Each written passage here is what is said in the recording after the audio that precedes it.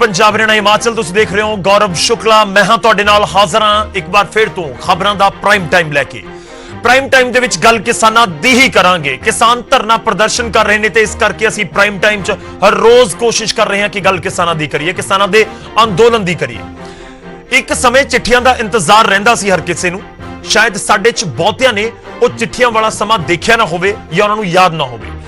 फिर WhatsApp ते होर साधन आ गए, चाहे तुसी फेसबुक कह लो या कोई होर साधन, ते चिट्ठियां तां शायद गवाच ही गईयां।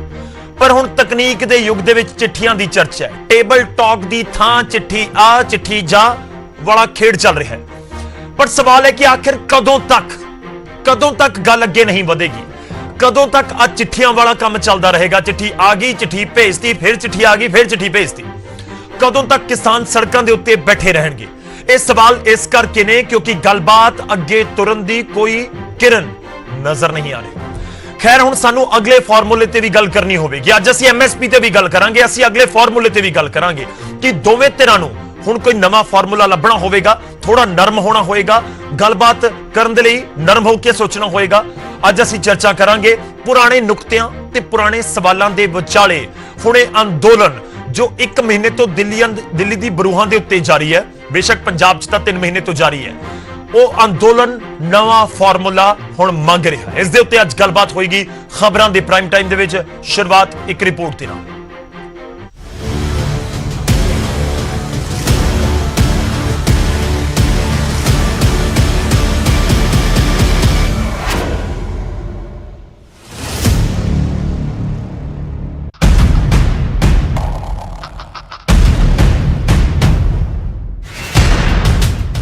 केंद्र सरकार ते अंदोलनकारी किसानों के विचाले चिट्ठी पत्र तो जारी है, पर टेबल ते बैठ के गलबात नहीं हो रही।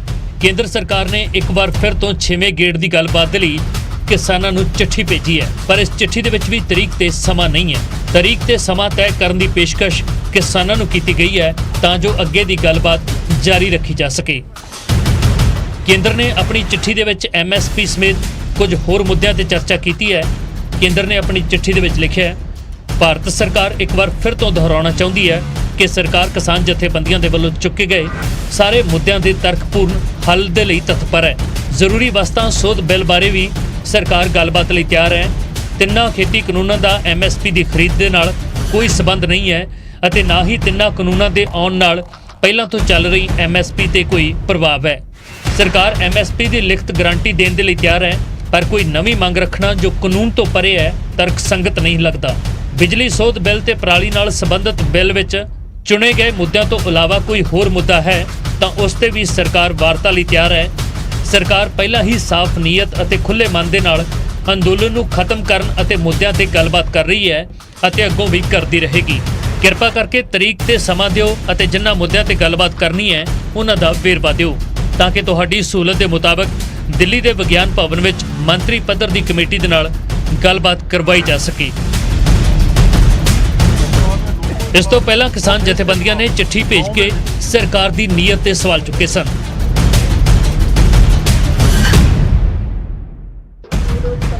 साफ जी गल है कि दोवें धिरां आपो अपने स्टैंड से बरकरार ने। सरकार अंदोलन खत्म करवाना चाहती है तां किसान खेती कानून रद्द करवाना चाहते हैं, पर इस विचाले चिट्ठियां का एक दौर शुरू हो गया है। पर जिस टेबल टॉक के विच इस मुद्दे का हल निकलना है वो फिलहाल की घड़ी बंद पई है। दिल्ली तो पंकज कपाही, न्यूज़ 18।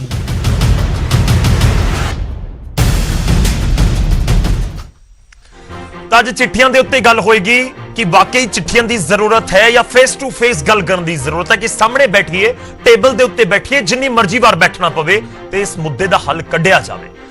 इस दे नाल ही जुड़िया होया साडा अज दा सवाल है। उस सवाल उस तो बाद असीं चर्चा की शुरुआत करांगे। हर रोज असीं अपने दर्शकों नाल जुड़न की कोशिश करते हैं कि असीं तुहाडी राय जान सकीए। न्यूज़ 18 के जरिए सरकार तक, किसान जथेबंदियां तक, पंजाब के लोगों तक, पंजाब के लोगों की राय पहुंच सके, सारियां दे तक राय पहुंच सके।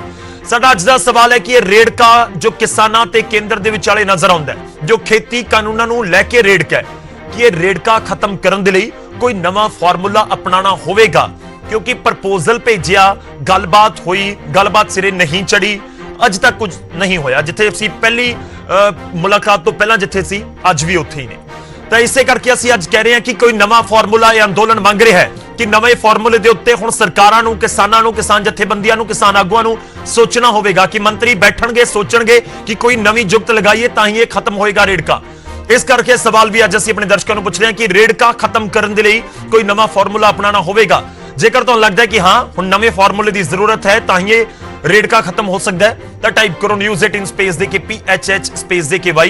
ਜੇਕਰ ਤੁਹਾਨੂੰ ਲੱਗਦਾ ਹੈ ਕਿ ਨਹੀਂ ਜੋ ਹੈ ਐਜ਼ ਇਟ ਇਜ਼ ਚੱਲੇਗਾ ਤਾਂ ਤੁਸੀਂ ਟਾਈਪ ਕਰੋ News18 ਸਪੇਸ ਦੇ ਕੇ PHH ਸਪੇਸ ਦੇ ਕੇ N। ਇਸ ਨੂੰ ਭੇਜ ਦਿਓ 56677 ਦੇ ਉੱਤੇ। ਅਸੀਂ ਤੁਹਾਡੀ ਰਾਏ ਇਸ ਪ੍ਰੋਗਰਾਮ ਦੇ ਆਖਿਰ ਦੇ ਵਿੱਚ ਤੁਹਾਡੇ ਸਾਹਮਣੇ ਰੱਖਾਂਗੇ। ਤੇ ਸ਼ੁਰੂਆਤ ਕਰਦੇ ਹਾਂ। ਸਭ ਤੋਂ ਪਹਿਲਾਂ ਤਾਰੂਫ ਅੱਜ ਦੇ ਮਹਿਮਾਨਾਂ ਦੇ ਨਾਲ ਤੁਹਾਡਾ ਕਰਵਾਵਾਂਗੇ। ਜਿਹੜੇ ਮਹਿਮਾਨ ਸਾਡੇ ਨਾਲ ਅੱਜ ਇਸ ਚਰਚਾ ਦੇ ਵਿੱਚ ਸ਼ਾਮਲ ਹੋ ਰਹੇ ਨੇ, ਡਾਕਟਰ ਅਮਰ ਸਿੰਘ ਜੀ, ਕਾਂਗਰਸ ਦੇ MP ਨੇ, ਸੀਨੀਅਰ ਲੀਡਰ ਨੇ। ਡਾਕਟਰ ਸਾਹਿਬ ਬਹੁਤ ਬਹੁਤ ਸਵਾਗਤ ਹੈ ਤੁਹਾਡਾ। ਸਾਡੇ ਨਾਲ BJP ਦੇ ਸੀਨੀਅਰ ਲੀਡਰ ਸਾਡੇ ਨਾਲ ਜੁੜ ਰਹੇ ਨੇ, ਰਮਨ ਮਲਿਕ ਜੀ। ਮਲਿਕ ਸਾਹਿਬ ਤੁਹਾਡਾ ਵੀ ਸਵਾਗਤ ਹੈ। ਸਾਡੇ ਨਾਲ ਗੁਰਿੰਦਰ ਸਿੰਘ ਭੰਗੂ ਜੀ ਜੁੜ ਰਹੇ ਨੇ ਜੋ ਕਿ ਭਾਰਤੀ ਕਿਸਾਨ ਯੂਨੀਅਨ ਕਾਦੀਆਂ ਨੂੰ ਰਿਪਰੈਜ਼ੈਂਟ ਕਰਨਗੇ। ਗੁਰਿੰਦਰ ਜੀ ਤੁਹਾਡਾ ਵੀ ਬਹੁਤ ਬਹੁਤ ਸਵਾਗਤ ਹੈ। ਮਹਿਮਾਨ ਸਾਰੇ ਸਾਡੇ ਨਾਲ ਜੁੜੇ ਹੋਏ ਨੇ। ਮੈਂ ਸ਼ੁਰੂਆਤ ਕਰਦਾ ਹਾਂ ਸਭ ਤੋਂ ਪਹਿਲਾਂ ਗੁਰਿੰਦਰ ਜੀ ਤੁਹਾਡਾ ਰਿਐਕਸ਼ਨ। ਚਿੱਠੀ ਸਰਕਾਰ ਨੇ ਭੇਜੀ, ਕੁਝ ਹੀ ਘੰਟਿਆਂ ਦੇ ਵਿੱਚ, ਤੁਹਾਡੇ ਜਵਾਬ ਤੋਂ ਕੁਝ ਹੀ ਘੰਟਿਆਂ ਦੇ ਵਿੱਚ ਸਰਕਾਰ ਨੇ ਚਿੱਠੀ ਵਾਪਸ ਭੇਜ ਦਿੱਤੀ। ਯਾਨੀ ਕਿ ਇੱਕ ਵਾਰ ਮੁੜ ਤੋਂ ਗੇਂਦ ਤੁਹਾਡੇ ਪਾਲੇ ਦੇ ਵਿੱਚ ਸੁੱਟੀ ਗਈ ਹੈ। ਸਭ ਤੋਂ ਪਹਿਲਾਂ ਤੁਹਾਡਾ ਰਿਐਕਸ਼ਨ ਕਿ ਕੀ ਹੁਣ ਸਰਕਾਰ ਦੇ ਚਿੱਠੀ ਦੇ ਉੱਤੇ, ਸੱਦੇ ਦੇ ਉੱਤੇ ਜਥੇਬੰਦੀਆਂ ਤੁਸੀਂ ਸੋਚ ਰਹੇ ਹੋ? ਗੁਰਿੰਦਰ ਜੀ। ਸਭ ਤੋਂ ਪਹਿਲਾਂ ਧੰਨਵਾਦ ਤੁਹਾਡੇ ਚੈਨਲ ਦਾ। ਮੈਂ ਦੱਸਣਾ ਚਾਹੁੰਦਾ ਜਿਹੜੀ ਅੱਜ ਦੀ ਚਿੱਠੀ ਆ ਉਹ ਵੀ ਇੱਕ ਹਾਸੋਹੀਣ ਆ ਵੀ ਉਹਦੇ ਵਿੱਚ ਮੈਨੂੰ ਐਦਾਂ ਲੱਗਦਾ ਵਾ ਵੀ ਜਿਵੇਂ ਪੁਰਾਣੀ ਉਹ ਚਿੱਠੀ ਰਿਪੀਟ ਕਰਤੀ ਹੁੰਦੀ ਆ। ਤੇ ਅਗਲੀ ਗੱਲ ਮੈਂ ਕਰਾਂ ਵੀ ਉਹਦੇ ਵਿੱਚ ਨਾ ਕੋਈ ਸਮਾਂ, ਨਾ ਕੋਈ ਟਾਈਮ ਤੇ ਨਾ ਹੀ ਉਹਦੇ ਵਿੱਚ ਜਗ੍ਹਾ ਨਿਸ਼ਚਿਤ ਕੀਤੀ ਗਈ ਆ, ਨਾ ਉਹਦੇ ਵਿੱਚ ਕੋਈ ਡੇਟ ਆ। ਤੇ ਜਗ੍ਹਾ ਸਾਨੂੰ ਕਹਿਤਾ ਵੀ ਜਿੱਥੇ ਪਹਿਲਾਂ ਮੀਟਿੰਗਾਂ ਹੋਈਆਂ ਉੱਥੇ ਹੋਣਗੀਆਂ, ਪਰ ਡੇਟ ਤੇ ਸਮਾਂ ਕੋਈ ਨਿਸ਼ਚਿਤ ਨਹੀਂ ਕਰਿਆ ਗਿਆ। ਜੋ ਕਿ ਪਹਿਲਾਂ ਸਰਕਾਰਾਂ ਆਪ ਹੀ ਸਮਾਂ ਨਿਸ਼ਚਿਤ ਤੇ ਡੇਟ ਵੀ ਆਪ ਹੀ ਦੰਨੀਆਂ ਸੀਗੀਆਂ, ਪਰ ਇੱਥੇ ਵੀ ਸਰਕਾਰ ਦੀ ਨੀਅਤ ਤੇ ਔਰ ਬੜਾ ਸ਼ੱਕ ਆ। ਨਾ ਇਹਨਾਂ ਦੀ ਨੀਅਤ, ਨੀਤੀ ਤੇ ਦੋਨਾਂ ਚੀਜ਼ਾਂ ਤੇ ਸ਼ੱਕ ਖੜੀ ਹੁੰਦੀ ਆ। ਸਾਫ਼ ਨਹੀਂ ਨੀਅਤ ਸਰਕਾਰ ਦੀ। ਠੀਕ ਹੈ ਗੁਰਿੰਦਰ ਜੀ, ਆਪਾਂ ਛੋਟਾ ਛੋਟਾ ਰੱਖੀਏ ਤੁਹਾਡਾ ਰਿਐਕਸ਼ਨ, ਥੋੜਾ ਜਿਹਾ ਅੱਜ ਖੁੱਲੇ ਦਿਲ ਦੇ ਨਾਲ ਆਪਾਂ ਗੱਲ ਕਰੀਏ। ਮੈਂ ਮਲਿਕ ਜੀ ਨੂੰ ਵੀ ਕਹਾਂਗਾ, ਡਾਕਟਰ ਅਮਰ ਸਿੰਘ ਜੀ ਨੂੰ ਵੀ ਕਹਾਂਗਾ, ਖੁੱਲੇ ਦਿਲ ਨਾਲ ਅੱਜ ਗੱਲ ਕਰੀਏ ਕਿ ਵਾਕਈ ਇੱਕ ਚਿੱਠੀ ਦੇ ਵਿੱਚ ਤਰੀਕ ਜਾਂ ਫਿਰ ਟਾਈਮ ਨਾ ਪਾ ਕੇ ਸ਼ੰਕਾ ਜਤਾਇਆ ਜਾਣਾ ਸਹੀ ਹੈ। ਉਹ ਤੁਹਾਨੂੰ ਕਹਿ ਰਹੇ ਨੇ ਕਿ ਤੁਸੀਂ ਜਦੋਂ ਆ ਸਕਦੇ ਹੋ